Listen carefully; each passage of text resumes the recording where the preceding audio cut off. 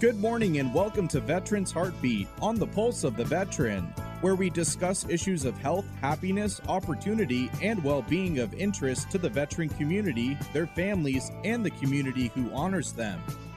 Good morning and welcome to another episode of Veterans Heartbeat, brought to you by River, the Rural Institute for Veterans Education and Research. My name is Jason Zencraft. My co-host Ed Lisofsky is here with me, and he is the Executive Director of River. We welcome you to a weekly wide-ranging discussion of issues, events, opportunities, and needs in our veteran community.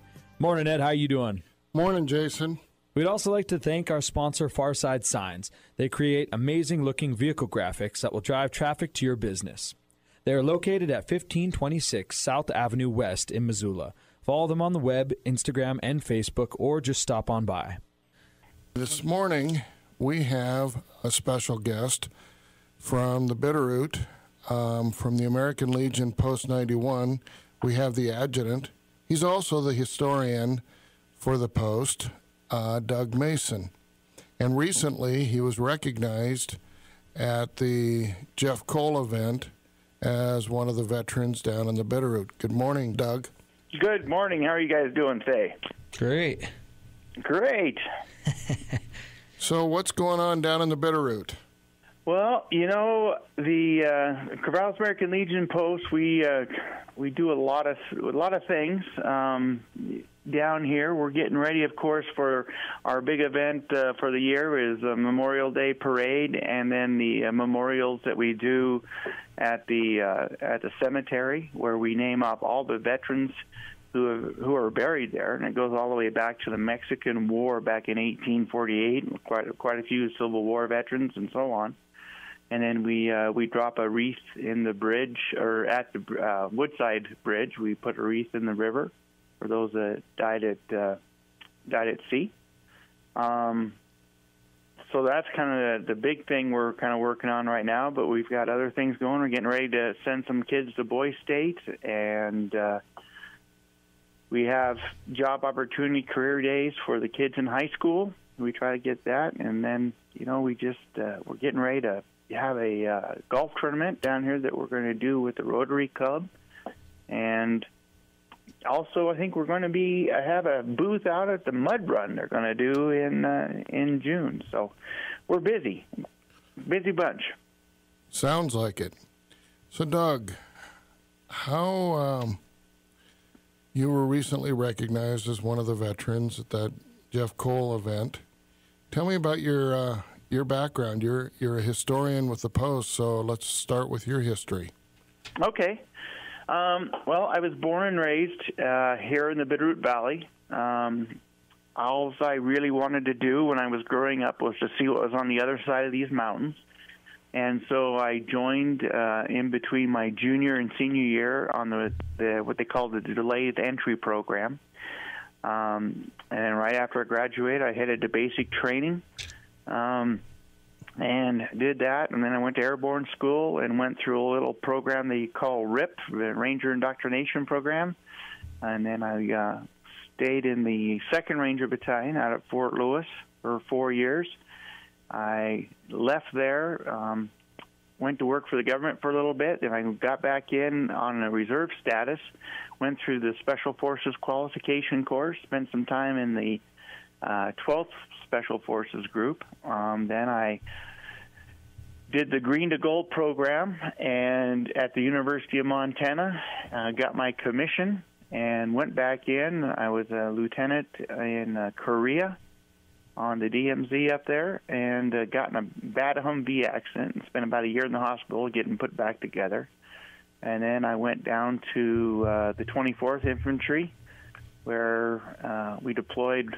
We deployed the new roll-on, roll-off ships into Kuwait, and so then after that, after the 24th, then I decided I wanted to go back into Special Forces. When I had to go back through the Q course again because I was going through as an officer. During second phase, I had an accident, fell about 45 feet, broke my back and my legs, had to learn how to walk again and all that good stuff. Oof. And then they medically retired me. And so I came back here to the Bitterroot, and I live on the lane that I grew up on. And now I just try to help veterans and the Legion just do good things and just help my community. You know, that's a big thing that we see over and over again, is a sense of community with the veterans groups is very important.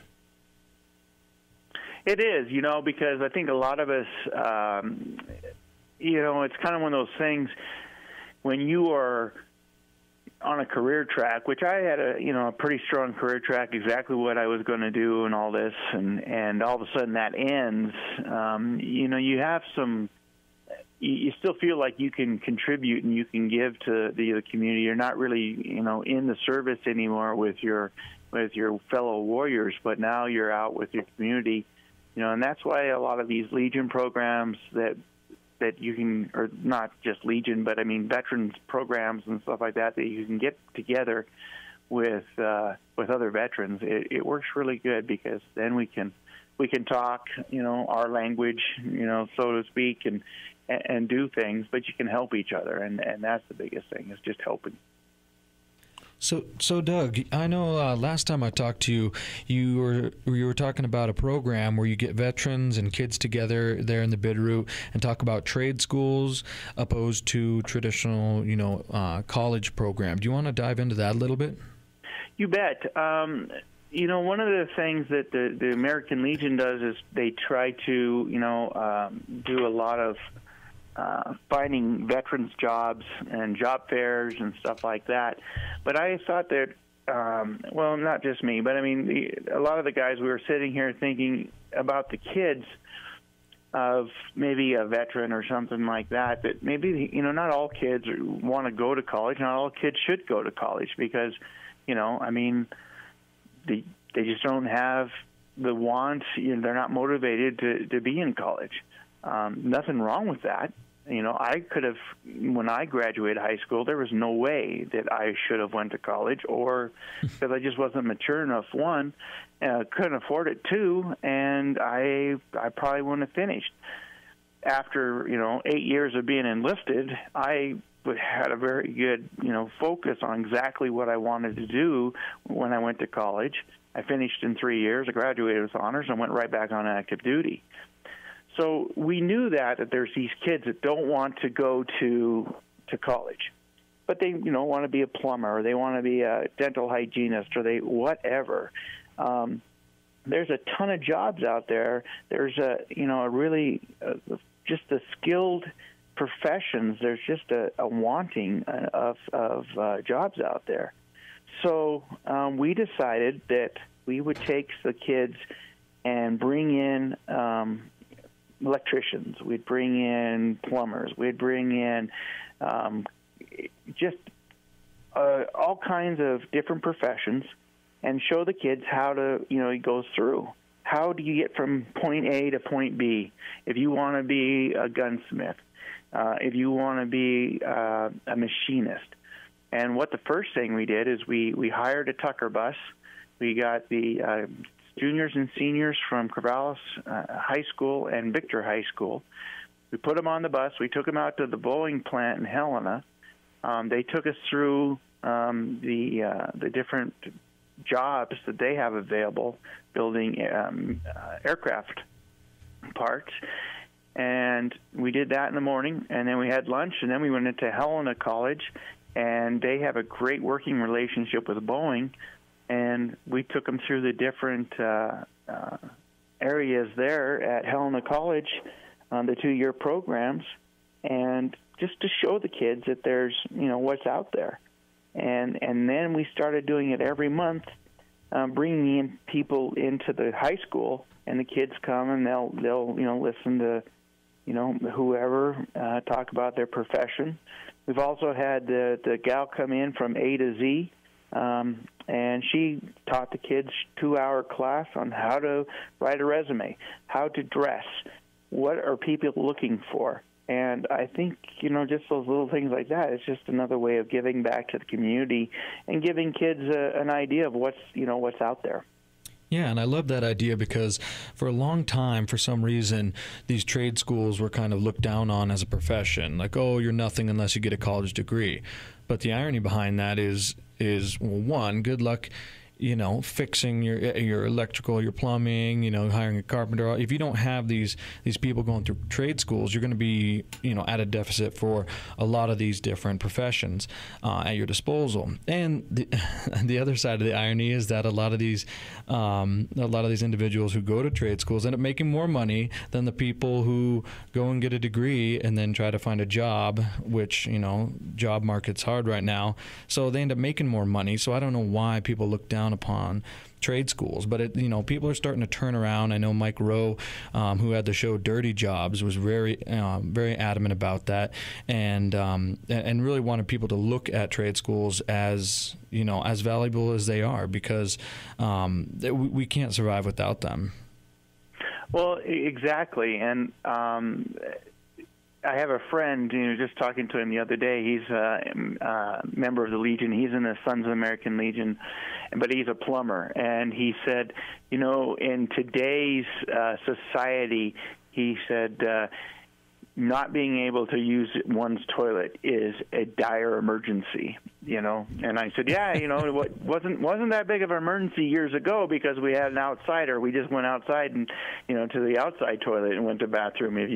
But times have changed, and that's, but that's a skill where people can go to school, they can be an apprentice and do these things, and they're making a lot of money right off the bat. And it's something that I think all the parents really need to look at. And everyone said, well, you're going to go to college. Well, that's fine if you have something at college you want to do. But I told my sons, if you're going to go to college, number one, you're going to come out with no debt. I don't know how you do it. I don't care how you do it, but make sure there's no debt. And the other thing is, you better make sure that whatever you do to get out of there, that you can, make a living at it. I mean, there's no reason to go and get a, degree in rhetoric and, then complain that you can't find a job. Yeah, absolutely. It's just not. It's not good. Well, but on the other thing, what it's doing is, for the veterans that we have, is we start a network of these tradespeople, and what we're working at is doing a job fair for veterans and stuff like that. Because through the kids and stuff like that, we want to have a good working relation with these tradespeople, so we can have kind of a online fair all the time. And when they need somebody, and we can find a veteran that needs a job, we can put them in there and work them back that way. And we've done that a couple times already.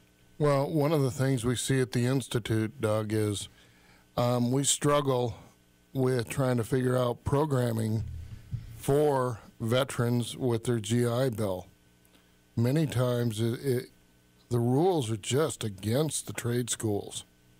And I was talking to another trade school yesterday afternoon, and I guess under the leadership of Obama, they had attempted to kill like 28,000 schools. Crazy. It is. It's absolutely crazy. One thing what we do with our veterans, we are lucky enough to have some people who support us. One of the things we do with our members is we give scholarships out to either a member, the spouse, or the child of the veteran. They have to fill out the applications and stuff, but the main reason we do this for our veterans is we're helping them put their kid through school.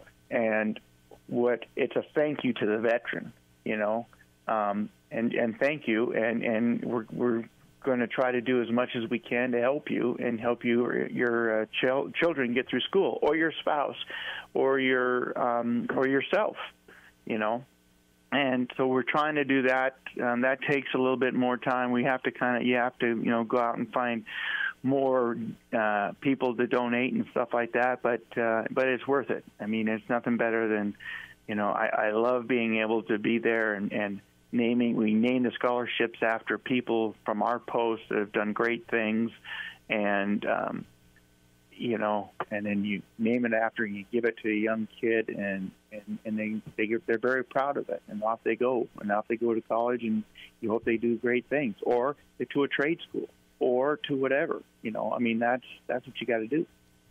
Yeah, we see a lot of veterans come through the Institute, and they much prefer a craft that they learn at a trade school compared to an institute of higher learning like the U of M. That's not really an environment that a lot of veterans prefer. For many reasons, which we don't need to dive into right now, but so they prefer these trade schools so they can learn something like plumbing, electrical, whatever it may be, because they prefer to work with their hands, without a million people asking them to do all these different things. So we see a lot of them come through that have experience in that area or aspire to have experience in that area. And as Ed said, it's hard to get those programs approved for the GI Bill, because a lot of the crafts, they can use their GI Bill, but it just pays a housing allowance. It doesn't pay for anything else. So that's one of the struggles we run into. But also, I wanted to talk to you about a program you have. I know you do fishing, skiing, and a lot of this recreational activities for veterans out of the post down there. Well, one thing we do, and I'll tell you right up front, our number one goal is to get membership, to get young veterans in to our post. I don't really care about where it goes after that. I mean, but we say we want membership. What reason we want membership is so we can find things that they like to do to help their community, to help other veterans, to help active duty or whatever like that. And so if a young guy comes in and he likes to do something and we don't have a program for it, well, then we start a program for it and we give it to him and say, go, run with it, and let's see what it does. What we do is we go out to different, and again, we have some donors that help us do this, but we go out to different units, like at Fort Lewis or McChord Air Force Base and things like that. We identify people who need a break, active duty people who need a break, or maybe they've been deployed a lot and their families need a break. And what we try to do is we bring families kind of so they have maybe a week out here in Montana, and to reconnect with each other, or maybe we bring out some soldiers to just to go skiing or fishing or whatever. We brought some kids out from, I call them kids, we brought some soldiers out from Fort Lewis. This one soldier had been shot in Afghanistan and stuff, and so him and his wife came out and we let him go skiing. One of the massage therapists here in town gave him an hour massage, free gratis, to the post. And, we had, cars, everything was donated. But we just want to tell them thank you for what they're doing. But the other thing it does is the older guys get to see the younger guys and say, hey, I used to be like that. And it just helps. It helps those young kids who are serving right now. They look up and they're like, okay, I'm doing this, I'm doing that, and no one appreciates me. Well, they come to the Bitterroot, and they all of a sudden they see a whole bunch of people that appreciate them, and vice versa. They come out there and they start talking to these old veterans, these active duty guys, and it's just so neat to see. So we do that throughout the year, either a fishing trip or skiing trip or whatever, but we're also trying to identify kids that grew up here in the Bitterroot. When they come home on leave, we give them a day. So if you want to go fishing, or if you want to go skiing or whatever, or you want to take four-wheelers, whatever, you just tell us what you would like to do. We even have a guy who teaches rock climbing. So, they go up Kootenai or Mill Creek or whatever, and they take them up and go rock climbing. It doesn't really matter, but we just want to give the kids on active duty a day when they come home, and so that's what we do. One thing I want to tell you, Doug, we never got a chance to talk about this, and the Institute has thousands and thousands of dollars worth of gear, And, of course, it's open to your organization. I just want you to know that. We've got tents, fishing poles, you name it. Yeah, kayaks, stand-up paddle boards.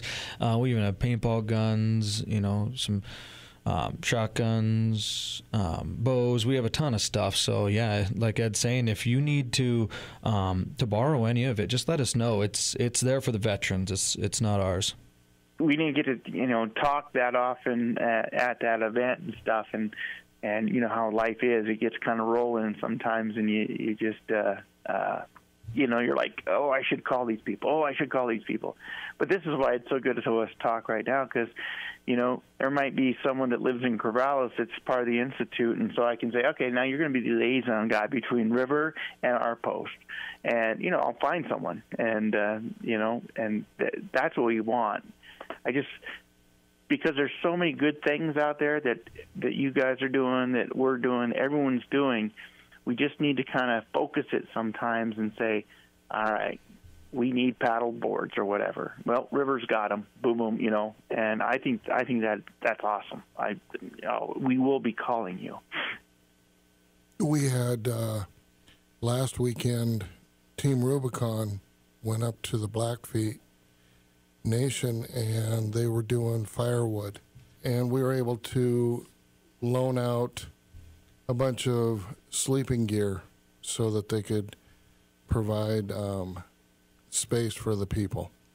So yeah, if there's a veterans organization out there that wants to work in the outdoors and needs equipment, get a hold of us. We're not gonna deny people. Well, that's one thing. You're talking about the outdoors, and that's one thing that our posts we have. We have the Sons of the American Legion, which means that you can, if you weren't in active duty, or if you were, but if your dad, your grandpa, your great grandpa, goes all the way back to World War I. If you somewhere in there you had a great-grandfather, great-great-grandfather, or father, or whatever, then you can join the Sons of Legion, and we're gearing them up. They're kind of a new entity in the post, and so we're kind of feeling our way through that. Of course, we have our honor guard, but we have the American Legion Riders also, and it's starting. A lot of these things were just starting out.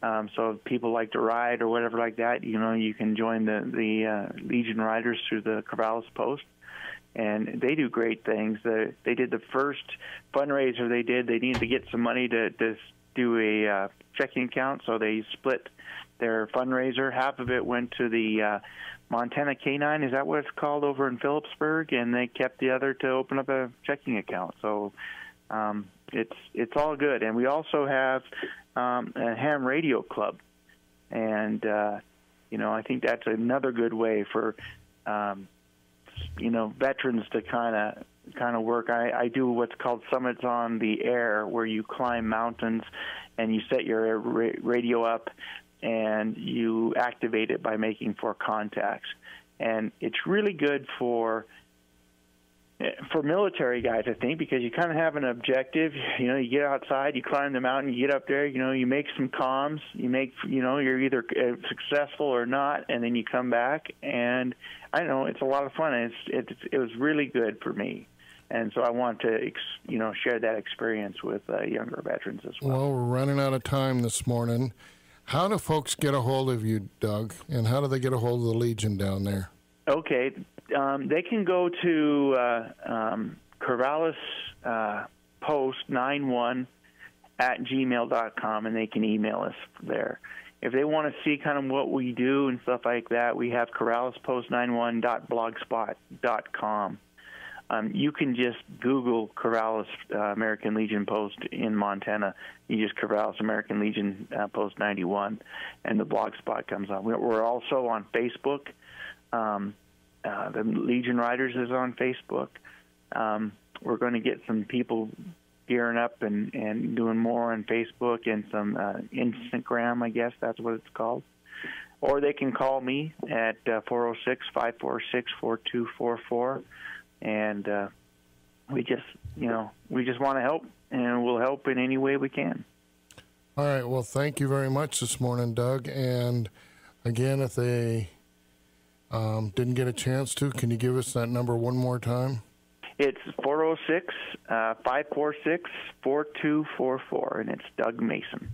All right. Well, thank you very much, Doug. All right. Thank you, guys. So thank you very much for listening to Veterans Heartbeat. We'd not be able to bring it to you without all the support of the listeners. And thank you again to Farside Signs for sponsoring the show. If you do need a unique vehicle design, swing on by and check them out. Also, thank you to our main sponsor, River. River has an array of services such as veterans-focused education, a vestibular disorder clinic, and now non-pharmaceutical treatments for pain, anxiety, and depression. Check them out on Facebook or on the web at riverofchange.org. Lastly, we'd like to show our appreciation to all of our veterans.